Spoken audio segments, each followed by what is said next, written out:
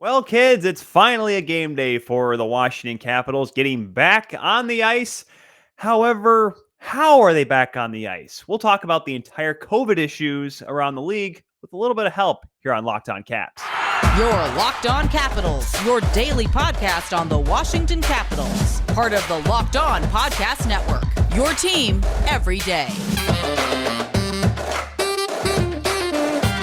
And hello, ladies and gentlemen, and welcome to another special crossover edition of Locked On Caps and Locked On Blackhawks, as I am joined once again for the second time in what seems like 3 days, the host of Locked On Blackhawks. Ladies and gentlemen, welcome back to the show, Jack Bushman. Jack, how are we doing today? I'm doing well, Tyler. Thank you for having me back on the show for the second time in the past couple of weeks. Unfortunately, it's going to be the final meeting between the Blackhawks and Capitals in the regular season, but should be a good one after a really close game a couple weeks back. Yeah, that was a very entertaining game. Had to end in a skills competition. I mean, shootout, of course, but we'll get to that later on. First of all, thank you all very much for making Locked On Capitals and Locked On Blackhawks your first listen today and every day. And of course, if you're on YouTube, check us out at Locked On Caps, the YouTube channel on there. But I got to tell you guys, before we get too far into this, that today's show is brought to you by Primal Origin Oils. Got beard? Get Primal. Stop the itch and make your beard look healthy and groomed. And by checking out PrimalOriginOils.com to learn more about their full line of beard care products, using the promo code LOCKEDON for 20% at checkout at PrimalOriginOils.com. Now, Jack, we will get to this hockey game tonight because as far as we know, will be a hockey game between the Chicago Blackhawks and the Washington Capitals. Fingers crossed. Because as we're recording this on Tuesday night, there has been an absolute influx of COVID cases, and I can't even now just say it's the National Hockey League. Our good boy Sean Woodley, our boss, host of Locked On Raptors as well, is trying to figure out why the Raptors and Brooklyn Nets are playing, because the Nets are having a bunch of COVID issues as well. This has all of a sudden become not just an NHL problem, it has become a sport problem, if COVID has not been a problem already. Yeah, it's been pretty crazy. The NFL's dealing with it a bunch too. It's happening in all professional sports leagues, it seems, across North America. And the Blackhawks, while they've been able to kind of dodge the COVID bug as of late, they dealt with some issues earlier on in the season. But they did just have their game on Monday canceled against the Calgary Flames because of a mass outbreak of 6 players and 1 coach as well. I think I saw 3 more players were added to it in total today, bringing it to 9. So, yeah, and it's not just Calgary. There are a bunch of teams across the NHL, and I really don't know what to do about it at this point, because in the past couple of weeks, seems like games are getting canceled left and right. Yeah, and it's hard because it was initially, okay, the Senators get shut down for a few games. The Islanders get shut down for a few games. All right, well, now we'll do it for the Flames here. But it's seeming like this is a problem. And Chris Johnson tweeted this out at the time of recording at about 3, I'm doing my quick math here, about 3:30, 3 o'clock Eastern time, saying that in the last 36 hours from when he tweeted, 23 players were put on NHL's COVID protocol list. That is an absurd number. And I was able to jump on yesterday's show of World Hockey Report with my good buddy Cody Jansen up there from Lethbridge. And he and I were talking about, what is it ever going to come to the point that the league just says, let them play? But my point was, it's hard to do that right now because everything is still in the very unknown. And this COVID pandemic is still as out of control as it was what are we at 20 months ago now, Jack? It's almost like there's no end in sight and there's no light at the end of the tunnel right now. Yeah, right. It seems like it's just going to run its course and is inevitable at this point, that COVID is just part of the world we live in today, unfortunately. And I just don't know the right way to go about it. The NHL, I don't think they want to go to a pause. I don't know if they should just push through, because as you said, there's still so much unknown about this and all the variants that are coming with it. You don't want to risk the players' safety for the sake of hockey games, so I don't know what the right answer is here, but the NHL needs to figure it out pretty quickly here. And I think there are a couple calls from NHL doctors going on tonight and stuff to figure out those next steps. But something's got to happen here, or else more games are going to get canceled. And this really could be the start, unfortunately. I hope not, but it seems like it's spreading pretty quickly, and it's hit a bunch of teams in these past couple of days. Yeah, to the point that Jack's made there is, I think it's a call between the league, the Players Association, and medical professionals that work for the league to try to figure out what is the best plan of action here. And, I right now I got here in the background here in the studio, I got Montreal versus Pittsburgh. Penguins up 1-0 right now, just in case anyone's curious for all you Caps fans. But the thing is that it's like, are we going to have a night like we did on Monday night where we had no hockey? Now, I know it's something we have experienced recently in the last, year and a half because we had the 2020 pandemic, but it's still very just you don't want it to happen. But to your point, it's something that we can't just say, all right, we got it all figured out. Let's just kind of move on from here. This is something that's going to continue on. And I said this, I think I was on one of last week's shows. I said, this is going to be a problem for a very long time. Whether or not we're able to get through it we're able to get it under control is up to, I guess, really our health professionals and our medical leaders from around the globe. Now, Jack, this was an interesting paraphrasing. Bill Daly put out a quote yesterday saying how the COVID vaccine, while it's obviously not keeping players from not getting COVID, it's more or less to the vaccine's purpose, which is true. My wife's a nurse; she can attest to this.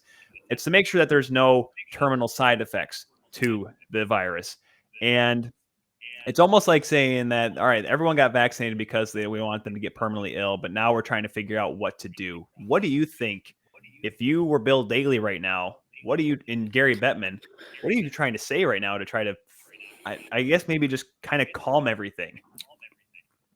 Yeah, I guess that's the $1 billion question. That was actually something I was just going to bring up, actually, though, is on the bright side, most of the NHL, except for Tyler Bertuzzi, who we had a funny situation with last time we recorded, the entire league, for the most part, is vaccinated. So that is helping with people not being as sick as they were when the cases were piling up like they were last season. So I do think that could play a factor, that the entire league is vaccinated and no one is, as fatigued and plagued as they were when this virus was newer.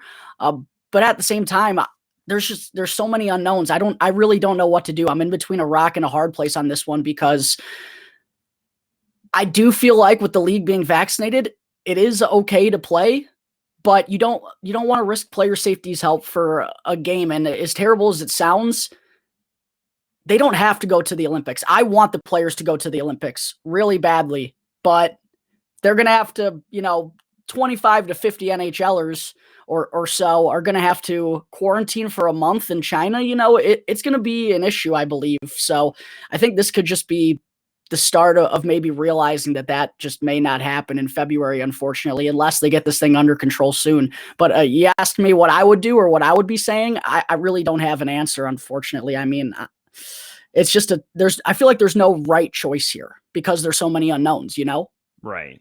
And of course, there's people, they are talking about having like a quick 3-week pause here, just kind of postpone the games, push the playoffs back closer into the summertime. But remember March of 2020, Jack, we all said, oh, everyone just take 2 weeks off. We'll get this under control. It is December of 2021. We're going on almost 2 years on this thing.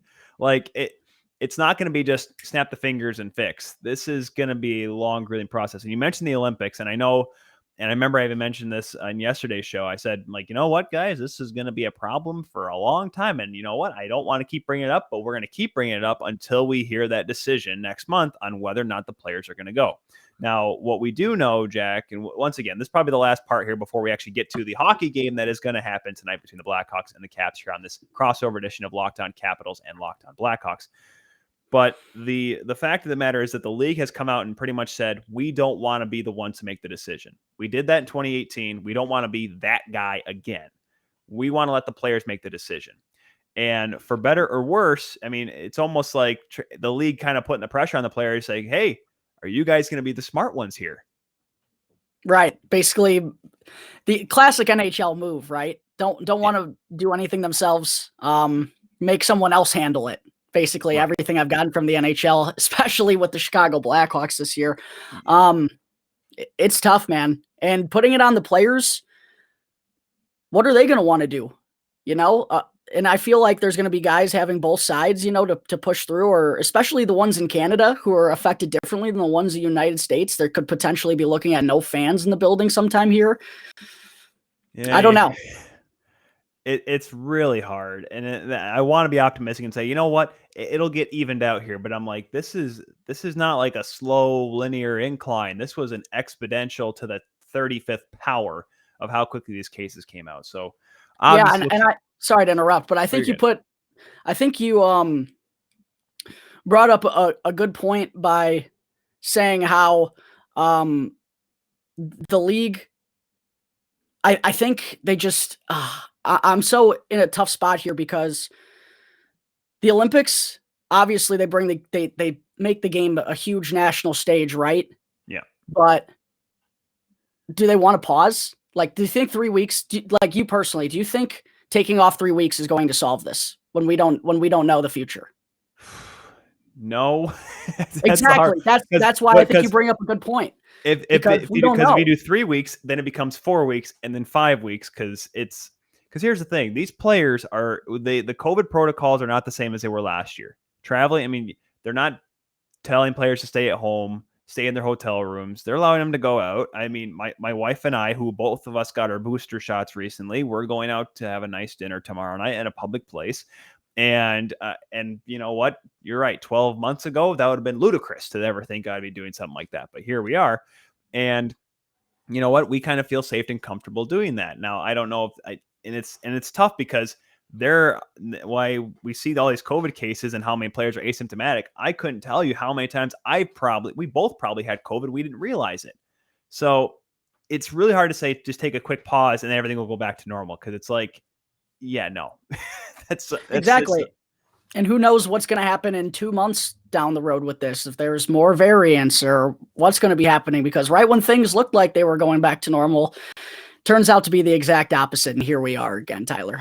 Yeah, I hope it changes soon. And I hope we get to that point. And I think eventually we'll, and I remember when I was getting my booster shot, I was talking to the nurse that was administering it. I said, I'm prepared, mentally preparing myself for, I go in every October or November to get my flu shot, my right arm, and my left arm, I'm going to get the COVID vaccine, whatever you got to do. I mean, but we hope that eventually it gets to the point, I'm like, oh, darn it.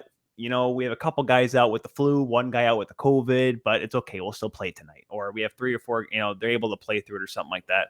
Unfortunately, not going to happen anytime soon. And I hope it changes soon. Let's try to talk about some good stuff here in just a moment. We'll talk about the Hawks and the Caps, but guys, I got to ask you got a beard? Well, you got to get Primal. That's right. Got beard, get Primal. If you are someone you care about and has a beard, it needs to get Primal Origin Oils, because maybe you're the guy who's never considered the benefits of treating your beard with product, because Primal will stop the itch and make your beard look healthy and groomed. The products are free from harmful synthetic ingredients, and with low impact on our planet, Primal Origin Oils makes balms, oils, and whipped butter that are renowned, known as the best feel and beard products available. All products, of course, fair trade certified and handcrafted in the United States. And the combo kits make a great holiday gift if you're shopping for yourself, and you'll be glad you did. We know that every company claims to be the best, but Primal Origin Oils challenges you to compare their ingredients and feel in beard to the other products you've used. We promise you'll see and feel the difference. Go to primaloriginoils.com and use the promo code LOCKEDON to get 20% off. That's locked on to get 20% off at checkout at primaloriginoils.com.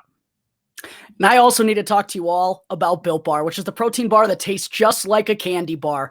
In this holiday season, go and grab a protein bar that's filled with so much holiday goodness. It's also rich with decadent flavor and covered in 100% real chocolate, but also amazingly low in calories, sugar, net carbs, and fat. You can get the best of both worlds right now, delicious and healthy. And there's so many flavors you'll have a hard time choosing. Will you have raspberry or mint brownie, cherry or double chocolate, cookies and cream, or peanut butter brownie? Either way, Built Bar gives you that extra fuel that you need to bust down those mall doors and battle all the holiday shoppers. Or if you're just standing in endless shopping lines, Built Bar can give you that extra something to keep you going. And do you enjoy some of those marshmallowy treats around the holiday season? Well, then you need to get your hands on Built Bar Puffs. They're light, they're fluffy, and marshmallowy through and through. Different flavors, all covered in 100% real chocolate. Tastes so good, you won't believe that they're filled with protein. And for a limited time offer right now, go to BuiltBar.com, use the promo code LOCKED15, that's one word, locked in all caps, followed by the number 15, to get 15% off your next order. That's BuiltBar.com with the promo code LOCKED15 to get 15% off your next Built Bar order. So, let's get to the game tonight. Caps and Hawks, the last time these two teams met, a shootout decided it, and it was a shootout that was won by the Chicago Blackhawks. Yes, I'll call it a shootout because you're here, Jack. You want to count it as an actual win, an actual hockey win, even though, let's be honest, and this is coming from the guy that's covering the Washington Capitals, who 2 of their last wins have both come by the shootout/skills competition. What, and the last time we talked, Jack, the Hawks were in the middle of that honeymoon phase with Derek King. What have you seen from this team lately? Because it seemed like I'm not saying going back to the way it was, but they've kind of fallen off a little bit. Yeah, they just haven't been able to string together consecutive victories. But what I am very impressed with is when we last talked, Tyler, I spoke about how it was the beginning of December. November was kind of an easy schedule for the Blackhawks, and they picked up some wins against bottom-tier teams. Well, Washington was the first game, but after that, they were about to go on the road, go on a couple face a couple of tough teams in their buildings. And I thought it was going to be a huge test for the Blackhawks and kind of a make or break point to see what kind of team they had and if they truly had improved under Derek King. And I was really impressed because each and every night they found a way to be competitive. That's really been their mentality under Derek King. They're going to play a grindy defensive style, and they're going to keep it close for the entire 60 minutes. And they wound up getting a win over Washington. They also put together some good performances against New York. They had a heartbreaking loss over the weekend to Toronto, but it was a game in which they went up north, and they put together a really good effort in the second half of that game. Unfortunately, got their heart broken by former Blackhawk David Kampf in the final 2 minutes. But they really have, I think, found a new identity under Derek King, and I was just very impressed with their ability to compete against some of the best teams in the entire league. And like I said, on the road, the Blackhawks earlier on in the season under Jeremy Colleton weren't very good on the road. So in the past 2 weeks, Tyler, I can honestly say that I have become a little bit more confident in this Blackhawks team and their ability to go out there and play a good 60-minute effort, definitely more so than I was earlier on in December and later in November. Yeah, because they're 3 losses this month so far, 2 against the New York Rangers, 1 a 3-2 loss, and then 1 a 6-2 loss at home. But you mentioned that Toronto game, and the wife and I were actually watching that game on Saturday night. And I remember it was 4-1, and she's like, "Can we watch a Christmas movie now? This game's over." And I'm like, "Do you not know the Toronto Maple Leafs and a 4-1 score? This game is far from over." She went in another room. I think she ended up taking a shower or whatever. And she came out and I yelled, "It's 4-4 now."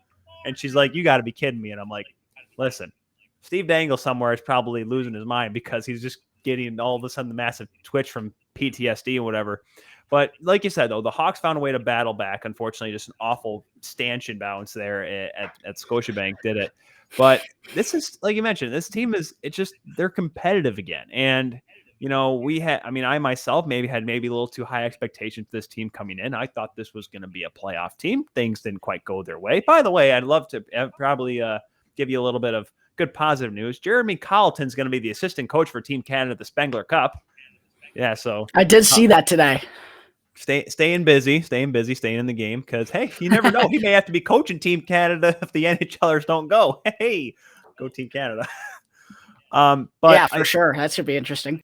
Is it weird to you, Nashville Predators fans are probably going to go crazy themselves, that Seth Jones is your leading scorer right now? Like, do you look at that as a bad thing that you have a defenseman as your top scorer, or do you look at it as Seth Jones is certainly meeting his potential?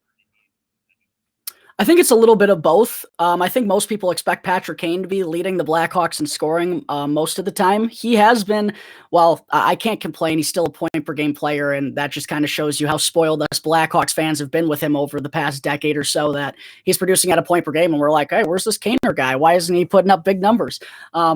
But no, Seth Jones has been incredible, really, since Derek King took over early on in the season. We saw those flashes of how good he can be on both sides of the puck, but just kind of a lack of consistency. And I think you can attribute that to coming into a new team, new teammates, a new system and everything. I think that definitely played its part in it. But under Derek King here, the past month or so, he has been spectacular. And honestly, I can say he's been the Blackhawks' best player and their most consistent player for sure, because he brings it night in and night out. And if he wasn't doing the things that he is offensively, the Blackhawks would be in a world of trouble. He's one of the few guys that's able to create for this team.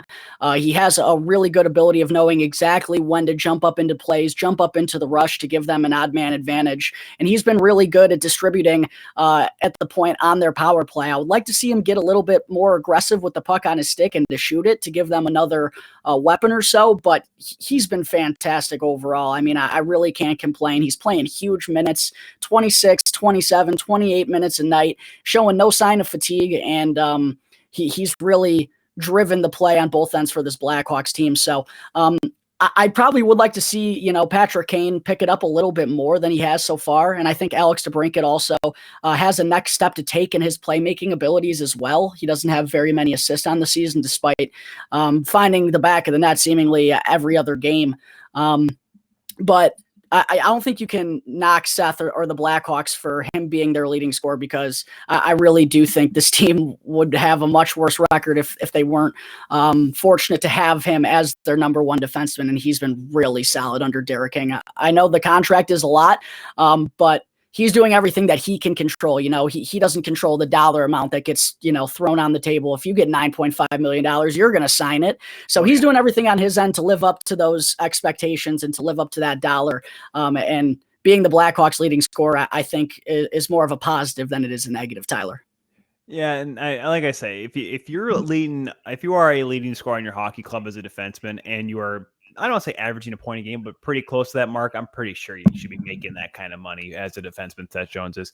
You mentioned DeBrincat. He's having a Cy Young year, 14 goals, 6 assists. But then again, when you're playing with Patrick Kane, you're going to be the one doing the majority of the scoring, because Kaner's usually the more of the passing type. One last thing here before we kind of go off here. We'll talk about the Caps here on the other side. I got to ask you, and I know this guy has had a tough year on and off the ice, and of course a tough year in general. Jonathan Toews finally gets a goal last week or a few games ago. Now he has 2 on the season. Had scored back-to-back, scored against Toronto as well.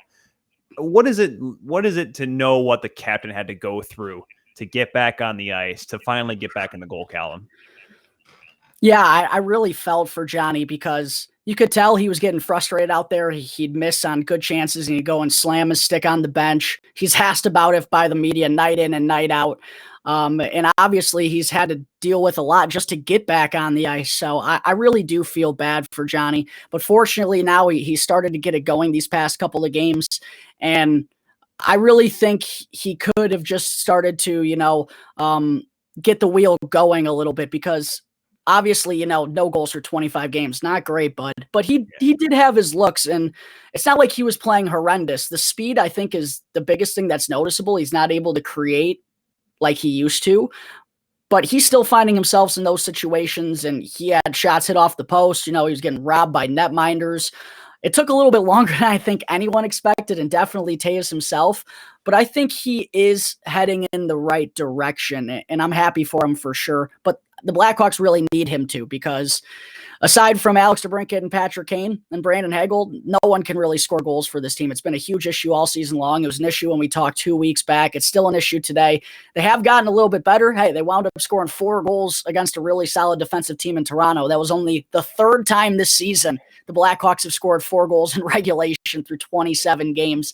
So they really need a guy like Jonathan Toews to pick it up for him, especially when he's still playing big-time minutes, because he's so responsible defensively, and he's also the only guy on this team that can win a draw at the face-off dot. So he's a big part of the Blackhawks' success, and they really need him to keep it up. So I'm happy that Johnny was able to find the back of the net finally, and kind of, he actually literally threw the monkey off his back after he scored that goal. I don't know if you saw the clip, but he literally threw it off his back. It was pretty funny. Yeah, he's a guy that, like I said, when he came back, I mean, it was a big deal because of what he had to go through. We found out what he was going through afterwards, and it's good to see him getting back. And like I said, maybe he'll pot a few more. Noted 3-time 30 goal scorer, Jonathan Toews, one of NHL's top 100 players, even though statistically he's not the greatest player. That's okay. That's a 4-year rebuttal for me there, since they released that list. We'll switch things up here. We'll get to the Cap side of things here on this crossover edition of Locked On Capitals and Locked On Blackhawks before we make our predictions for tonight's game between the Caps and the Blackhawks. But first, guys, I got to remind you that BetOnline has you covered all season with more props, odds, and lines than ever before as football season continues its march to the playoffs. BetOnline remains your number one spot for all the sports action this season. Head to the new updated desktop or mobile website to sign up today and receive your 50% welcome bonus on your first deposit by using the promo code LOCKEDON to receive the bonus. From basketball, football, boxing, UFC, your favorite Vegas casino games, and of course the National Hockey League, do not wait to take advantage of all the amazing offers available for the 2021 season. BetOnline is the fastest and easiest way to bet on all of your favorite sports. BetOnline, where the game starts. It seems like it's been a really busy past couple of weeks for the Blackhawks since they took on the Washington Capitals. A lot has happened. They've gone on a couple of different road trips. They were up in Canada. They were out in New York. But the Washington Capitals have actually only played 4 games since their last meeting with the Blackhawks. 3 victories, one over, I think it was Anaheim, Columbus, and Buffalo, and then a loss to the Pittsburgh Penguins. Yep. What's kind of happened with the Capitals in these past couple of games? What's been going right? And also, I definitely have to talk about one thing we mentioned in the previous crossover was the injuries. The guys at the Capitals weren't having on their active roster, and we're still finding a way to come away with wins. What's the latest update on guys like TJ Oshie, Nicklas Backstrom, and Connor Sheary? Well, the big one, of course, Oshie came back, and he's actually doing pretty well. The Caps are still undefeated when he puts up a point in the lineup, which is still single digits. But you know what? That's still okay because, I mean, he's certainly showing that he's a top player. Connor Sheary's been in and out of the lineup a little bit, but I think he's going to come back around here, and he'll start coming back to form. It stinks when you score 2 goals in a game, and then you're out the next night because of an injury that you somehow picked up. But the big story that really came out yesterday, Jack, that really caught me by surprise, because the last time we talked, Nicklas Backstrom was a slow process, a slow moving locomotive, eventually going to pick up steam, but later on down the line. His rehab was going by, but it was going by very slowly. And then all of a sudden we find out that he took actual line rushes on Monday. It was actually signed to a line, and he's also taking the morning skate today before the game tonight between the Hawks and Capitals. Now, does that mean he's going to play? We don't know, but it's seemingly like he's going to play here, if not tonight, later on this week and sometime before Christmas. And it's just so crazy because, and it's one of those things, they probably did their best NHL team mentality. We're going to keep everything quiet. We're going to make sure no one knows anything. And then boom, Nicklas Backstrom's going to be back in the lineup. And that's kind of how this thing is all really sorted out. And it's really interesting. I talked about it a little bit on yesterday's show. I was saying, like, man, this could be a real big help. But the question is he going to come out like gangbusters like we saw Nikita Kucherov do in the playoffs last year? I'm not sure. But just the fact that he's going to be getting back in the lineup will certainly add a little bit of offensive spark that maybe the Caps have been missing, most notably on the power play. Other injuries, Garnet Hathaway and Trevor Van Riemsdyk are traveling with the team. They were on the COVID list for a little bit. As far as I know, Nick Dowd is still out, as far as I know. The hard part of getting Backstrom coming back in the lineup is that Tom Wilson, as far as we know, will not be playing tonight either. He's day-to-day with an upper body injury, which is tough because he's been having a really great year on that line with Kuznetsov and Ovechkin. So it seems like it's a revolving door. One guy comes back in, one guy goes out, vice versa, and they just keep that ball rolling. But you know what? It's just really showing the resilience of this hockey club, Jack. It's the fact that this team has found ways to win games, even though they have not had a full lineup that they originally had planned going into training camp. So if there's any good thing you can look at this, is the fact that the Washington Capitals are when they ended the weekend against Buffalo, were tied for the points lead in the National Hockey League. It was one of the best teams in the league with Florida and Toronto. And the fact of the matter is that they're still in that hunt for being the best team without a fully staffed lineup. That's pretty impressive. Yeah, and it's definitely scary. The rest of the league is going to have to take a look out once the Washington Capitals do get back to being 100% healthy. They have the pedigree. They have a lot of the veteran guys there that got the job done in the 2018 playoffs that have been there and done that. And yeah, I think it just goes to show how well the coaching staff has done being able to find ways to win without some of those top guys. And when they do come back, it's definitely going to be a scary team. One thing I definitely also wanted to ask you about is last time the Blackhawks and the Capitals met 2 weeks ago, the Blackhawks saw Vitek Vanacek in net. This time, is it going to be different? Are they going to see Ilya Samsonov in net tomorrow at the United Center?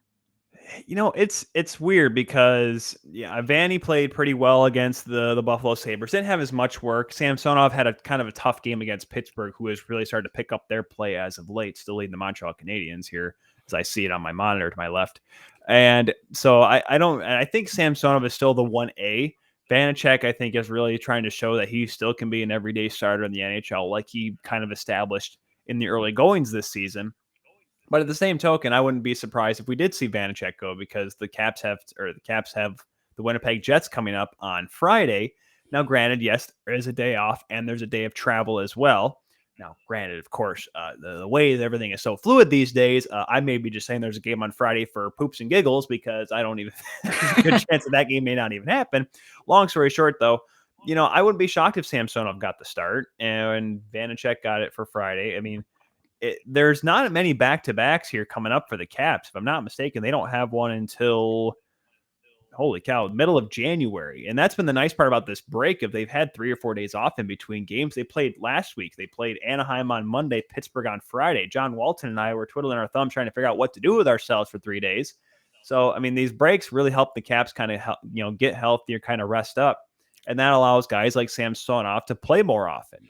But I would say Samsonov gets a start tonight with all this time off. I think he wants to have a good bounce back after losing to Pittsburgh on Friday. Only his second regulation loss this season, mind you.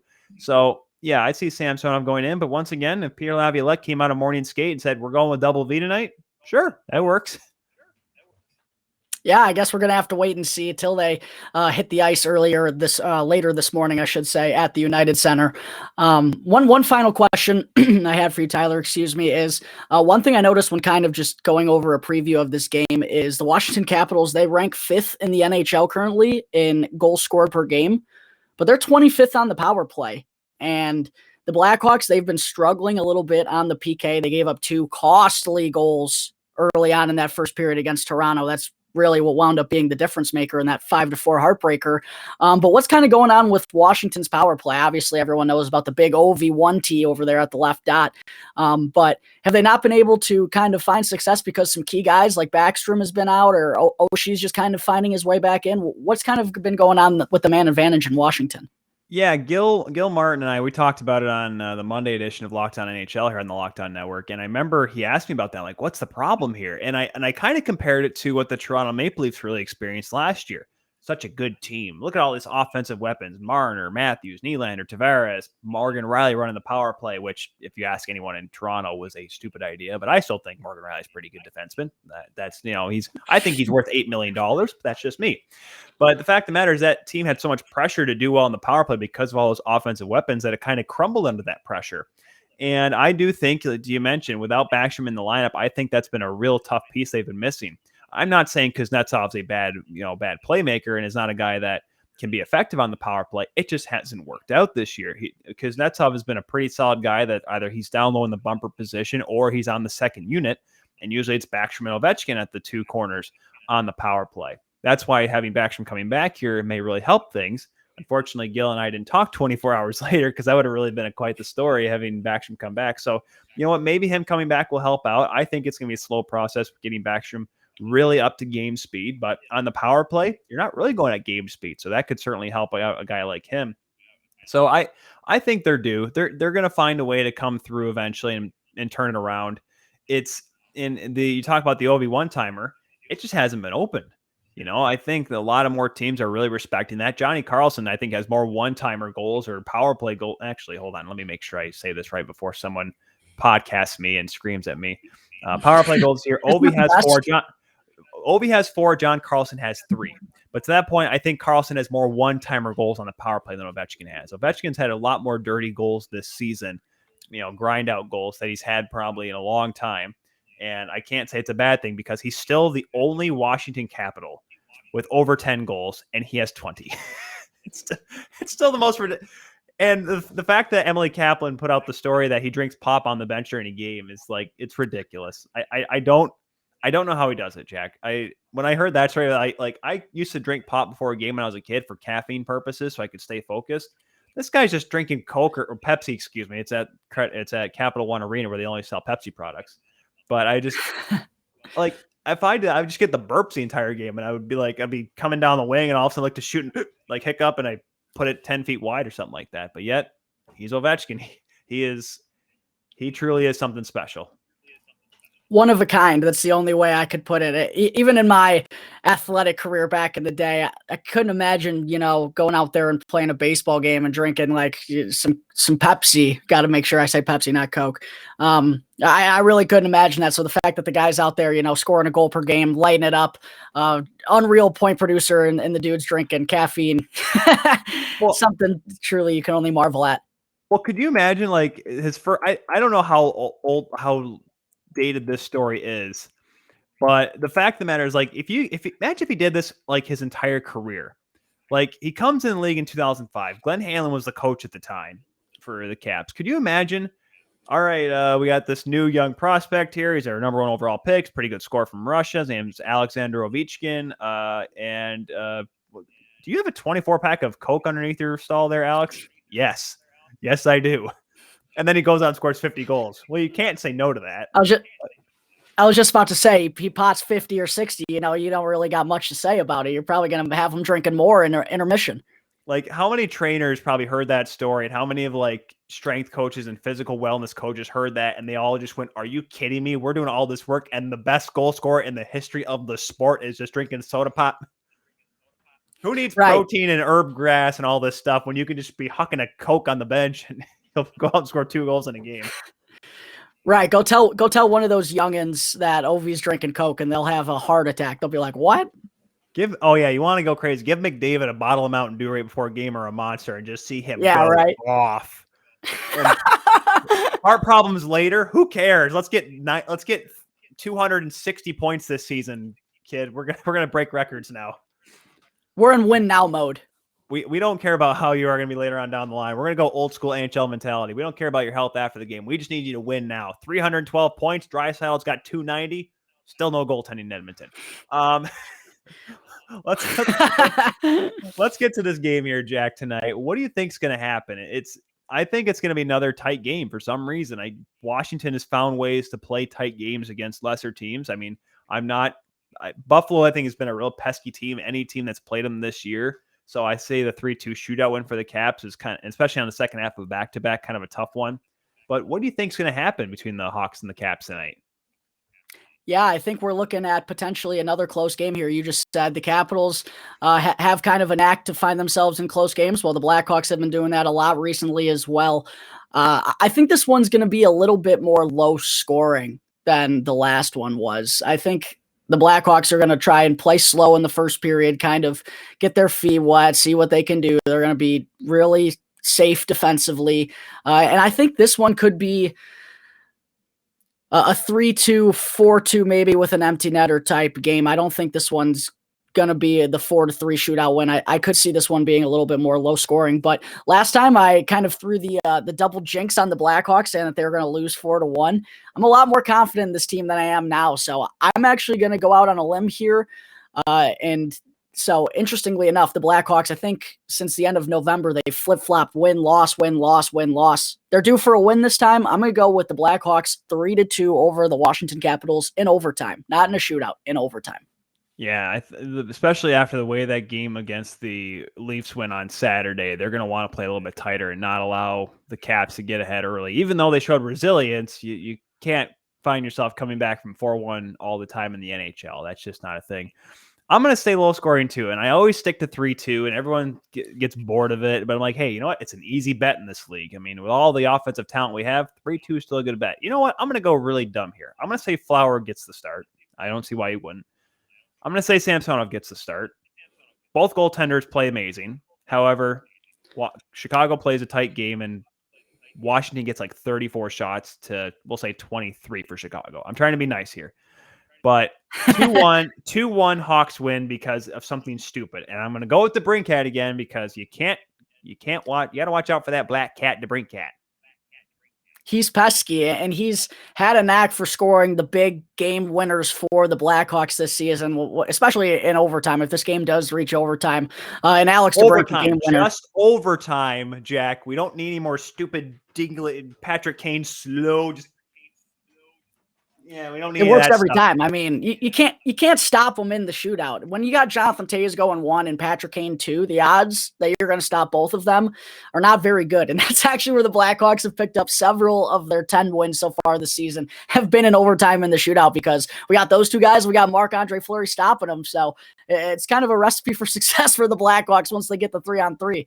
I always said to myself, if I ever got to the NHL, my goal was to face the Blackhawks and go to a shootout. When I was a goaltender, I didn't mind playing in the shootout because, hey, it's easy. It's a one-on-one with the player. You have a good chance to make the save. Watching it and being a fan of it and covering it, it's the stupidest thing ever. But I always said, if I ever got to the NHL and faced Patrick Kane, I would go full Hasek on him. If he tries any of that slow stuff, I'm just going to throw myself at him and take him out. If he scores, great, but he's going to pay for it. Doing all that slow down nonsense. Got to keep. I'm surprised actually I'm surprised someone hasn't tried to get that aggressive on him when he slows up, because he does it every time now. He didn't do it when he first was doing shootouts, but for the past 5 or 6 years now, it's to come in with speed, stop, and make like 100 stick handles until the goaltender is going to make a mistake. And so far, it's worked pretty good for him. You know, as a guy who's seen goaltending evolve, like when I was a kid, it was Chris Osgood and it was Mike Richter and it was the stand-up/hybrid. You know, if you're going down, it's because that shot had to be on the ice. To John Sebastian Jaguar on going down and blocking everything.